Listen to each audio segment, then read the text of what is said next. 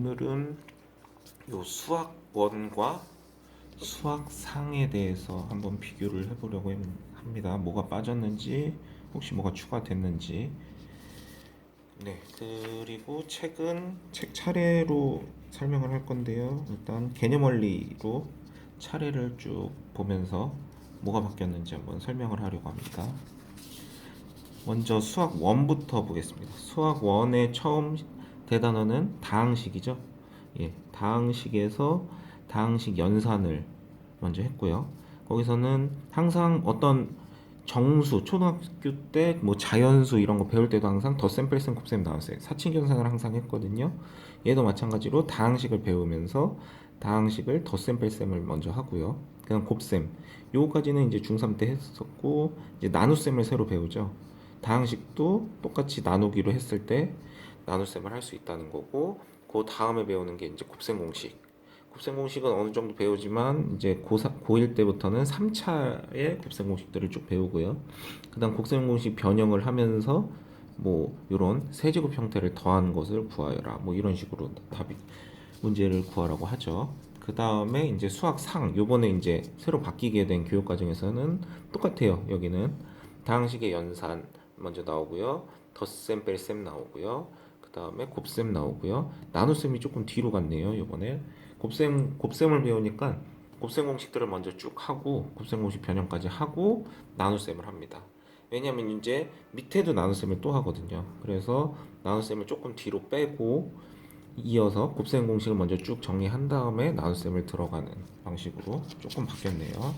그 다음에 두 번째는 항등식과 나머지 정리. 예, 항등식이 있었고요.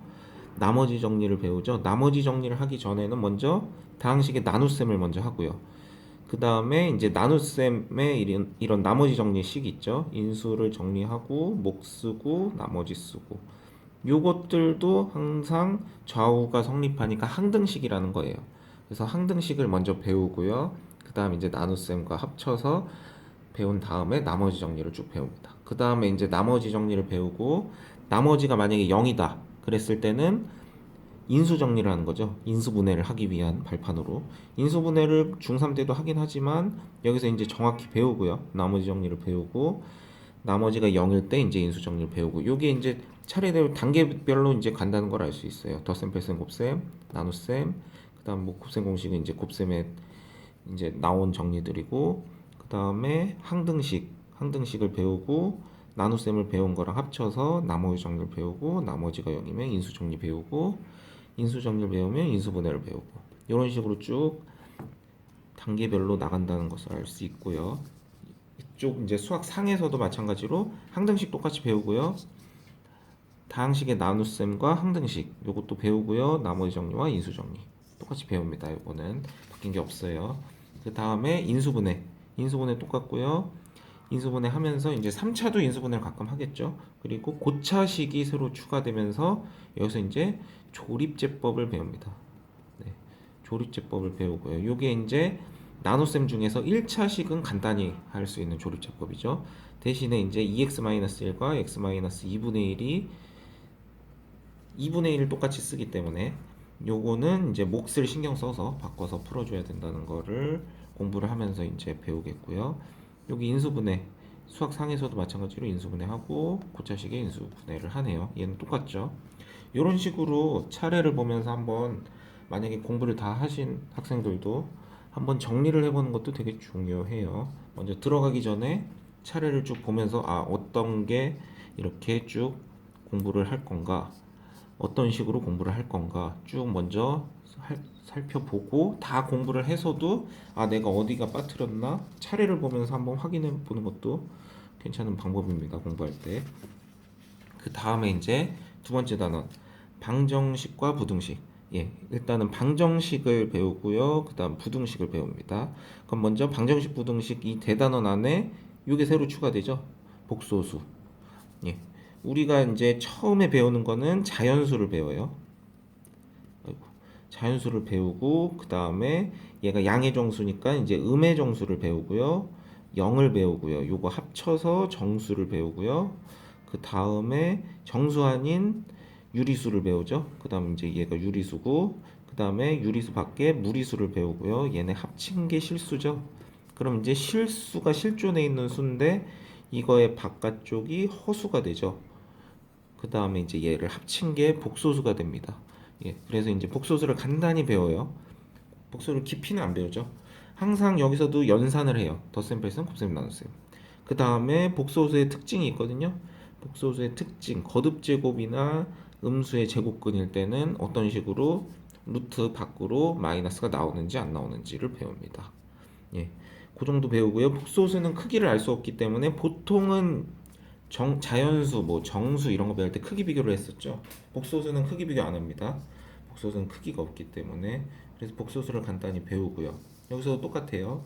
수학 상에서도 복소수 배우고요. 복소수의 연산, 덧셈, 뺄셈, 곱셈, 나눗셈 하면서 이제 i의 특징에 따라서 얘는 4제곱을 할 때마다 반복되죠. 주기적으로. 그래서 거듭 제곱 배우고요. 음수는 루트를 곱했을 때 마이너스가 나오는지 안 나오는지 그거를 배웁니다. 그 다음에 이제 수학 다시 원에서 2차 방정식은 을 배울 때 처음에 1차를 먼저 해요. 1차를 할 때 중요한 거는 그 1차 앞에 개수가 0이냐 0이 아니냐에 따라서 근이 조금씩 달라지죠. 해가 무수히 많이 나올 수도 있고 안 나올 수도 있고 해가 없을 수도 있고요. 부정 불능 그게 이제 나오겠고요. 2차 방정식에서는 이제 인수분해한 거를 쓰죠. 거기서 추가된 거는 는영이 추가된 거예요. 방정식은 항상 등식이 추가되죠. 등호. 그래서 요거 중학교 때도 먼저 배우죠. 등식이 두 가지가 있어요. 항등식과 방정식. 예, 그래서 얘는 등호가 들어가요. 그전에는 그냥 다항식을 쭉 전개만 했었는데 얘는 이제 등호가 들어가고 인수분해를 합니다. 네, 이제 인수분해를 하면서 인수분해가 안 되면 근해 공식을 쓰고요. 근해 공식 안에 들어있는 요 루트 안에 있는 이 식이 판별식이 되는 거죠. 예, 판별식을 하면서 지금 이제 근의 개수를 구할 거예요. 그래서 그걸 근의 개수를 판별할 수 있다 그래서 판별식이 되는 거고요. 그래서 두 개, 한 개, 한개 중근, 하나도 없는 허근이 두 개 나오는 거 그렇게 판별식을 구하는 연습을 하겠고요. 그 다음에 이제 근각에서의 관계를 합니다. 근각에서의 관계는 두근의 합, 두근의 곱, 두근의 차도 있는데 이것도 공식 외우고 있으면은 좀 좋아요. 편하고 b제곱 마이너스 4ac 이 알파 플러스 베타, 알파 베타, 알파 마이너스 베타도 근의 공식에서 나온 겁니다. 근의 공식 여기 플러스 마이너스 있죠? 요거를 한 개는 알파, 한 개는 베타라고 두고 더해보고 빼보고 곱해보고 해보세요. 그러면은 근각에서의 관계가 다 나온다는 걸 알 수 있고요. 그 다음에 2차 방정식 실근의 부호. 요게 이제 조금 중요하죠. 얘는 판별식도 써야 되고요. 근각에서의 관계에서 뭐 둘 다 양수면 더하나 곱하나 다 양수가 나오는 거고요. 예. 그 다음에 이제 옆에서 2차 방정식에서는 그 수학 상에서도 똑같이 2차 방정식을 배우고요. 1차 방정식을 먼저 안 배우네요. 여기선 1차 방정식도 중요하긴 한데 2차 방정식 안에 들어있을 것 같아요. 안 들어있으면은 그 전에 중학교 때 배운 거를 참고해야 되겠고요. 그 다음에 판별식 배우고요. 근각에서의 관계 똑같이 배우고요. 실근부호는 똑같이 배웁니다. 예. 거기까지는 일단 똑같다는 것을 알 수 있고요. 그 다음에 여기서는 다항함수를 배우죠. 다항함수를 배우면서 1차 함수, 절대값이 포함된 함수의 그래프를 배우고요. 그리고 가우스 함수 배우고요. 2차 함수 배우고요. 여기서 이제 2차 함수를 다시 한번 점검하죠. 근데 요것도 중3 때 다 배우는 내용인데 여기서 한번 다시 하는 것 같아요. 그 중에 이제 절대값이 조금 까다롭죠. 절대값이 한 번 나오면 구간을 두 개로 결정해야 하고요. 절대값이 두 개가 나오면 구간을 세 개로 결정해야 됩니다. 근데 요거를 이제 그래프를 잘 그리는 학생들은 그래프를 이용해서도 풀 수 있는 방법이 있고요. 네, 일단은 여기서는 차례만 설명하는 거니까 대략적으로 할 수 있고 가우스 함수는 제가 지금 여기서 가르치는 곳에서는 별로 나오질 않아요. 필요가 없어요. 근데 이제 뭐 입시를 준비해서 수능을 준비하거나 그럴 때는 모의고사에서 상당히 좋아하는 함수죠. 가우스 함수. 가우스가 항상 나와요. 얘는 교육과정 외지만 항상 밑에 써 있죠. 단 x는 뭐 크지 않은 정수이다. 크지 않은 최대 정수이다. 뭐 그런 식으로 나오죠. 그럼 이것만 보고 너네는 풀 수 있어 하면서 문제를 내는 거예요. 그래서 단 이 말이 없으면은 문제가 잘못된 거예요. 교육 과정이 없기 때문에. 그리고 옆에는 이제 없네요. 그거는 옆에는 없고요. 바로 2차 방정식과 2차 함수에 들어갑니다.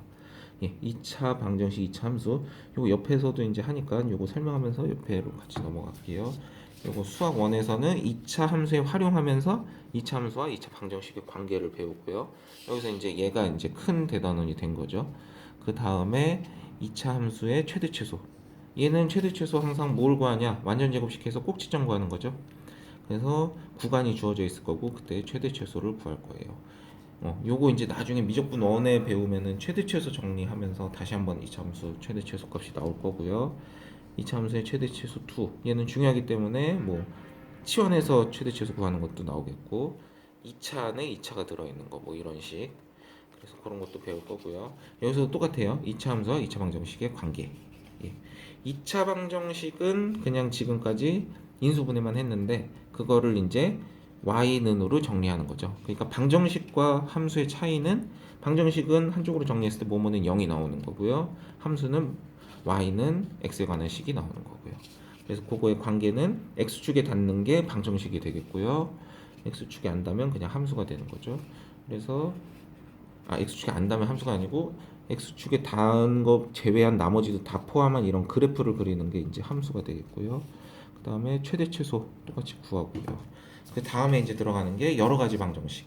여러 가지 방정식에서는 인수분해 여태까지 배운 거를 다시 한번 다 적용할 거예요. 그리고 이때 가장 많이 쓰는 게 조립제법이죠. 조립제법을 써서 인수가 적어도 3개 이상이 나오겠죠. 3차, 4차 방정식이니까. 그리고 이제 3차 방정식의 근각계수의 관계. 얘는 이제 3개의 근각계수의 관계. 얘는 항상 똑같아요. 4제곱, 5제곱, 합과 곱이 최고차항의 개수 분의 그 두 번째 차수의 개수 b. 그러면 항상 마이너스 a분의 b가 근의 합이에요. n차, 1차, 2차, 3차, 4차, 5차 쭉 해서 n차까지 상관없이 쭉 해서 이제 마지막에 상수항이 뭐라고 끝나겠죠. k라고 끝난다고 하면 얘는 모든 근의 곱이에요. 예, 요거는 이제 항상 똑같으니까 4차 배울 때도 알아두면 좋고요. 근데 이제 얘는 문제에서 이제 난 이걸 배웠다고 해서 마음대로 쓰면 안 되고 실근의 합을 구하시오 하면은 이거 쓰면 안 돼요. 얘는 허근까지 다 합친 합을 구한 거니까. 그래서 그거 주의하고 근각계수의 관계 외우시면 되고요. x세제곱은 1. 요거는 제가 다른 영상으로 정리를 했거든요. 허근은. 그래서 그거 참고하시면 될 것 같고요. 미지수가 3개인 게 이제 나오죠. 요게 이제 없어졌습니다. 1호 과정에서 이제 바뀌는 과정에서 3개짜리 할 필요가 없다 그래서 너무 많죠. 이거는 귀찮죠. 뭐 ABC, ABC, ABC 3개 있으면 C 지우고 그 다음에 A, B 중에 B 지우고 A 구하고 B 구하고 C 구하고 되게 복잡해요. 귀찮아요. 근데 이제 미지수가 2개인 연립 2차 방정식은 나올 거예요. 요거는 약간 이것도 자주 나오죠. 뭐뭐는 0이 되는 인수분해하는 형태인 꼴. 그리고 0이 안 나오면 0을 만들어서 인수분해하고 각각 대입하는 꼴. 그래서 얘는 근의 쌍이 4쌍이 나오는 경우가 많고요.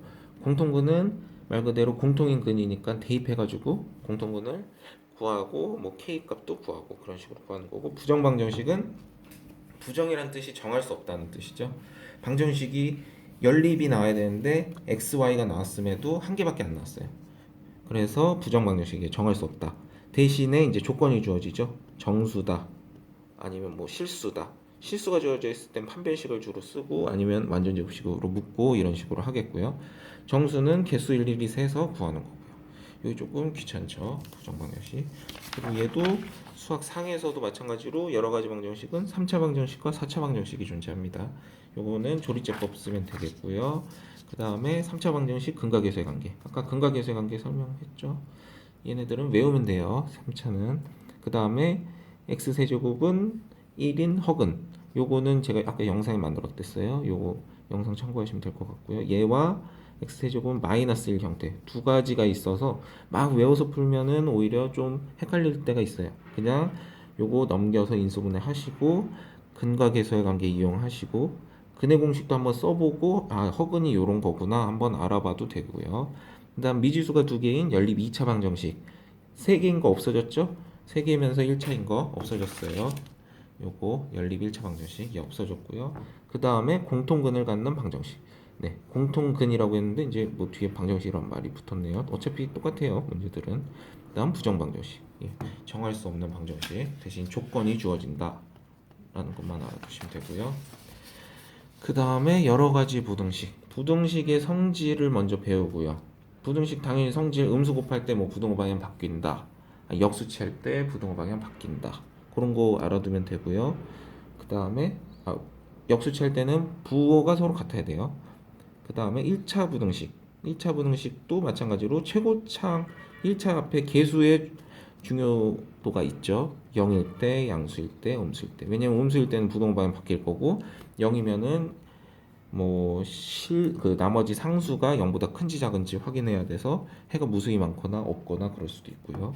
그 다음에 절대값을 포함한 1차 부등식. 얘도 마찬가지로 구간을 다 나눠주면서 풀어야 되고 2차 부등식을 배우면서 0보다 작으면 그 수직선으로 안쪽에 있다. 0보다 크면 바깥쪽이다. 요거 이제 알아두고 문제 풀면은 되겠고요.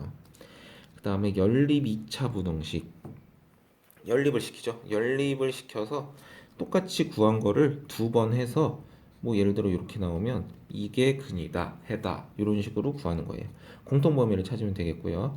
2차 방정식 근의 위치. 요게 이제 제일 어렵죠. 요게 이제 쓸 수 있는 게 함수값 판별식 대칭축. 요걸 이제 한 개만 쓰면 안 되는 이유가 서로 뭐 부호가 다르면 한 개만 써도 되지만 보통은 세 개 다 써야 된다는 걸 알고 있으면 돼요.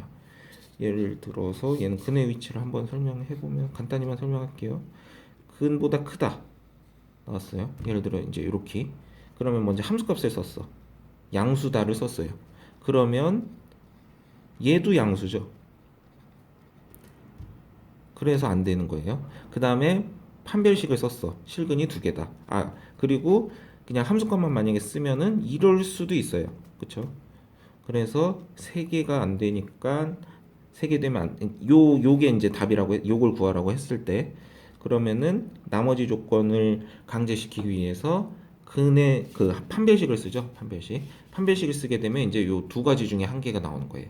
그래서 마지막에 쓰는 게 대칭축까지 써야 대칭축보다 작다를 써야 얘가 이제 정확한 함수값 그 정확한 근의 위치를 알 수 있는 거예요. 보통은 그래서 한 판대를 웬만하면 다 써야 되는구나를 알고 계시고요. 네. 그 다음에 여기서도 마찬가지로 여러 가지 부등식은 연립 1차 부등식이 있고 절대값 기호를 포함한 1차 부등식이 있고요. 2차 부등식이 있고 2차 부등식이 있고 이건 거의 똑같죠. 부등식을 1차 부등식만 하고 부등식 성질은 뺐죠. 연립 1차 부등식 절대값 포함할 땐 구간 나눠야 되고 부등식이 중요하니까 두 번 정도 하고 2차 부등식은 연립해서 공통 부분을 찾으면 되는 거고요. 그 다음에 근의 위치는 아까 한 판대를 쓰면 된다 그랬어요. 그 다음에 이제 바뀐 부분이 도형의 방정식이거든요. 요거 일단 수학상을 한번 보시면 간단해요. 줄어들었어요. 일단 가장 중요한 거 빠진 게 부등식 영역 빠졌어요. 요건 특례에서 좀 자주 보이는 유형인데 일단은 교육과정에 뺀다고 했고요. 봐보세요 한번. 수학 원을 보면 많죠. 1, 2, 3, 4, 5까지 있습니다. 그게 이제 조금 줄어들었다는 것을 알 수 있어요. 그래서 이제 먼저 평면 좌표부터 보겠습니다. 평면 좌표는 두 점 사이의 거리. 두 점 사이의 거리는 어떻게 구한 거죠? 점 두 개를 x 좌표끼리 빼고 y 좌표끼리 빼서 제곱해서 더한 거 루트 씌운 거. 피타고라스 정리 이용한 거죠. 그 다음에 내분점, 외분점. 얘는 비례식 이용해서 뭐뭐 대 뭐뭐는 뭐뭐 대 뭐뭐다 해서 내분점, 외분점 공식은 내분점을 더하고 내분점을 뺀다. 요거 외워가지고 하는 게 더 빠를 거예요. 비례식 맨날 쓰는 것보다. 그래서 얘는 이제 여기서 보면 얘도 똑같아요. 수학상은 두 점 사이 거리, 내분점과 외분점 똑같고요. 그 다음에 직선방정식.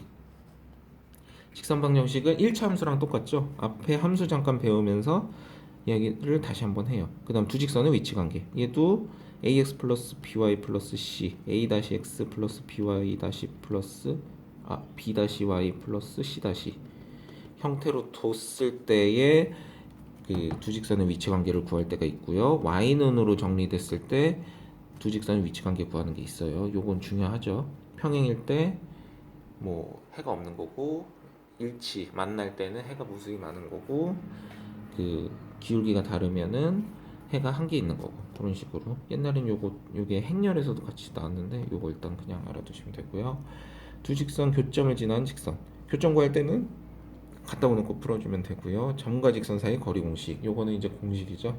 그냥 외우면 되시고요. 요건 그 다음에 이제 여기서도 마찬가지로 직선 방정식 배우고 위치 관계 똑같이 배우고요. 교점을 지난 직선 똑같고요. 이제 거의 똑같네요. 그냥 그 다음에 배우는 게 원의 방정식. 원의 방정식은 좀 중요하죠. 요거 외우고 있으면 나중에 2차 곡선 더 배울 때 포물선 타원이랑 원이랑 되게 흡사해요. 그래서 원의 방정식 배우고요. 좌표축에 접할 때 x축에만 접할 때 y축에만 접할 때 둘 다 접할 때 배우고요. 그 다음에 공통현 현 두 개 주어져 있을 때 요게 이제 간단히 나오면서 그냥 지나가서 솔직히 문과 뭐 가시거나 그럴 때는 상관없어요. 근데 이제 뭐 2차 곡선을 더 배우려는 학생들은 요게 이제 중요하죠. K로 넣고 식을 두 개 하나는 그냥 써서 더해서 현의 방정식을 구하는 거 빼는 건데 얘는 이제 좀 더 뭐 둘이 만나는 또 새로운 원을 구할 때 이럴 때는 이제 이게 중요하고요. 직선의 위치 관계. 원과 직선이 두 점에서 만날 때, 한 점에서 만날 때, 안 만날 때. 그럼 먼저 생각나는 건 뭐죠? 판별식이죠. 근데 원에서는 요 위에 배운 거 있죠? 점과 직선 사이 거리로 구하는 게 더 편해요. 중심과 이 직선 사이 거리 공식. 해보시면 알아요. 나중에 처음에는 판별식도 괜찮네 할 수도 있는데 나중에 하다 보면 점과 직선 사이가 훨씬 편하다는 걸 알 수 있고요. 그러면서 접선의 방정식 구할 거고요. 그럼 얘도 똑같네요. 원의 방정식, 좌표축에 접하는 원의 방정식, 두 원의 교점을 지나는 직선과 원의 방정식, 원과 직선의 위치 관계, 원의 접선의 방정식 1, 2. 요거는 똑같죠? 여기는 바뀐 게 없어요.